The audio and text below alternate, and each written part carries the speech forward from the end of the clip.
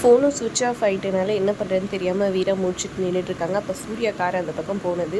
திரும்பவும் பின்னாடி வந்துட்டு யோசிச்சுட்டு நிற்கிறாரு. ஐயோ இவன் எப்படி இங்கே வந்தான், அவனுக்காக வந்துட்டு இவன்கிட்ட என்ன வம்பு பண்ண போகிறானோன்னு யோசிக்க ஆரம்பிச்சிடுறாங்க வீரா. அப்புறம் அவங்க இறங்கி வந்து அண்ணி என்னாச்சுன்னு சொல்லி கேட்குறாரு.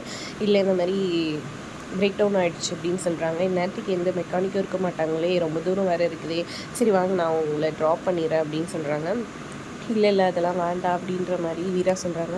அட ஏன் இப்படி பயப்படுறீங்க, எதிரி வந்துட்டு ஹெல்ப் பண்ணுறானேன்னு சொல்லி இது பண்ணுறீங்களா? அவன் தான் என்னை எதிரியாக பார்க்குறான், மற்றபடி வேறு எதுவும் இல்லை, தைரியமாக வாங்க. சரி இல்லை ஃபோன் பண்ணுங்கள் உங்களுக்குன்னு சொல்கிறாங்க. என் ஃபோன் சுவிட்ச் ஆஃப் ஆகிடுச்சு. சரி என் ஃபோன்லேருந்து நான் மாறன் ஃபோன் பண்ணுறேன்னு சொல்கிறாங்க. ஐயோ என் ஃபோன்லேருந்து பண்ணால் அவன் வேறு எடுக்க மாட்டானேன்னு யோசிக்கிறாங்க. சரி இதுக்கு மேலே வெயிட் பண்ண வேணாம், இது ஒரு மாதிரியான ஏரியா, ப்ளீஸ் நீ வாங்க, நான் வந்து வண்டி டோ பண்ணுறேன், வண்டியை அவங்க எடுத்துகிட்டு போயிட்டு ஒரு இதுவில் விட்டுட்டு நான் அவனை வீட்டில் விட்டுறேன், உங்களை வாங்கன்னு சொல்லி கூப்பிட்றாங்க. அப்புறமா ரொம்ப யோசிக்கிறாங்க. சரி நீங்கள் நம்பலனா பரவாயில்ல, ப்ளீஸ் ஒரே ஒரு வாட்டி இது பண்ணுங்கள், இங்கே நிற்க வேண்டாம் அப்படின்னு சொல்கிறாங்க. சரி ஓகேன்ட்டு வீராவும் வந்துட்டு டோ பண்ணுறதுக்கு உட்காந்துக்கிறாங்க. அப்புறம் கயிறு ஒன்று கட்டி டோ பண்ணி எடுத்துகிட்டு போய் விட்டுட்டு வீட்டுக்கு கொண்டு போய் விட்டுறாங்க. அப்புறம் வாங்க சாப்பிட்டு போகலான்னு சொல்லிட்டு வீரா கூப்பிட்டேன். இல்லை நீ வேணாம், அப்புறம் உங்கள் வீட்டுக்கு வந்தாலும் நானும் இதே மாதிரி சொல்லுவேன்னு சொல்லிட்டு பேசிகிட்டு இருக்காங்க. இதை வந்துட்டு மாறன் தூரத்துலேருந்து பார்த்துட்டு ஏதோ வம்பு பண்ணுறாங்கன்னு நினச்சிட்டு என்னடா என்கிட்ட பிரச்சனை, என்கிட்ட மோதி என் பொண்டாட்டிக்கிட்ட எதுக்கு அது பண்ணிட்டு இருக்கேன்னு அடிக்கிற மாதிரி போயிடுறாரு. அப்புறம் வீரா வந்துட்டு இல்லைடா நிறுத்துடா, அவன் ஹெல்ப் பண்ணுறதுக்கு தாண்டா வந்தார் அப்படின்னு சொல்லி இது பண்ணுறாங்க. அட விடுங்க நீ, அவன் எப்போயும் அப்படி தான் சொல்லிட்டு ஒரு பாட்டுக்கு போயிடுறாரு. அப்புறம் வீட்டுக்குள்ளே வந்து எல்லோரும் எனக்கு ஃபோன் பண்ணிட்டு போயிருந்தேன் அப்படி இப்படின்னு கேட்காதே, அவர் எனக்கு ஹெல்ப் பண்ணாட்டா அப்படின்ட்டு எல்லாத்தையும் சொல்லிடுறாங்க. அப்புறம் தான் மாறன் அமைதியாக வராரு. எல்லோரும் சாப்பிட்லான்னு சொல்லி பேசிகிட்டு இருக்க நேரத்தில் எங்கே ராகவன் காணும்னு சொல்ல அவர் இன்னும் வரலன்னு சொல்லிட்டாங்க. என்னது வரலைய, காலில் வந்து டெலிவரிக்கு அனுப்பிச்சோனே அப்படின்னு சொன்னாங்க. கரெக்டாக வண்டி தள்ளிட்டு டயர்டாக வராரு. என்னாச்சுடா ஏன்டா இவ்வளோ நேரம் சொல்லி கேட்க, வண்டி பெட்ரோல் இல்லாமல் நின்றுச்சு ஒரு இடத்துல, அதான் தள்ளிகிட்டே வந்தேன்னு சொல்கிறாங்க.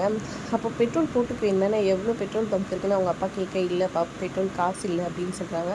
ஏன்டா காசு எடுத்துகிட்டு போக வேண்டியதானே நான் மாறேன்னு கேட்க, நான் எதுக்குப்பா எடுத்துகிட்டு போனேன், அப்புறமா எதுக்கு கல்லால் கை வச்சேன் அப்படின்னு சொல்லி கேட்பேன், தேவையாதெல்லாம் அப்படின்னு ராகவன் புலம்புறாரு.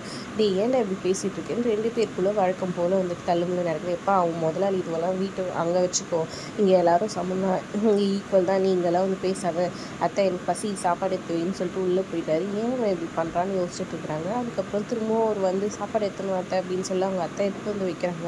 இவர் சாப்பிட போகிற நேரத்தில் எனக்கு பதில் சொல்லிட்டு போடா, ஏன்டா இப்படி பண்ணுறேன், நான் என்ன உன்னை முதலாளி மரியாதை பண்ணுறேன்னு சொல்லிட்டு பேசுகிறாங்க. தப்பா தயவு செஞ்சு எதுவும் பேசாத போ கம்முன்னு அப்படின்னு சொல்லிட்டு சண்டை வந்துட்டு, ஆமாடா நீ முதலாளி மட்டும் பண்ணுறேன், என்ன இப்போது நீ சொல்கிறது நான் செஞ்சுக்கிறேன், இப்போ வந்து என்கிட்ட எதுவும் அதிகாரம் பண்ணாத அப்படின்னு சொல்லியிருக்கேன். ஏன்டா இப்படி பண்ணுறேன் அப்படின்னு சொல்லி மாறி பிரச்சனைக்குள்ளாகுது. போங்கடா வேலையை பார்த்துட்டு எனக்கு சாப்பாடே தேவையில்லை. ரெண்டு பேரும் மாறி போய் உட்காந்துக்கிறாங்க. எதுக்கு இவங்க ரெண்டு பேரும் இப்படி அடிச்சுக்கிறாங்கன்னு அவங்க அப்பா கோச்சிட்டு ஒரு பக்கம் போகிறாரு. ஏன்டா இப்படி பண்ணுறீங்கன்ட்டு வள்ளி ஒரு பக்கம் அழுதுட்டு, அண்ணி இந்த பசங்களை பாருன்னு சொல்லிட்டு அவங்க புலம்பிட்டு இருக்காங்க. அப்புறம் வீரா போய் மாறன் கிட்டே பேச போனால் மாறனுமே கோவமாக இது பண்ணிகிட்டு இருக்காரு. அதோட எபிசோட் புரியுது.